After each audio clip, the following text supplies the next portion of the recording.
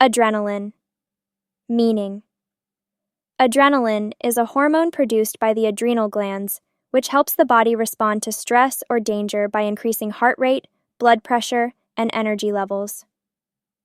Definition: adrenaline is a noun that refers to a hormone that plays a key role in the body's fight-or-flight response. It increases the body's alertness and energy in stressful situations. Examples in sentences: 1. The excitement of the race gave him an adrenaline rush, making him run faster. Here, adrenaline refers to the hormone that gave him a surge of energy during the race. 2. She felt a rush of adrenaline as she jumped off the cliff into the water.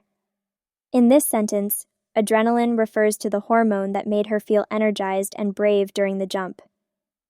Usage: adrenaline is commonly used in contexts related to physical exertion, extreme sports, or emotional stress, where the body responds quickly to a perceived challenge or danger.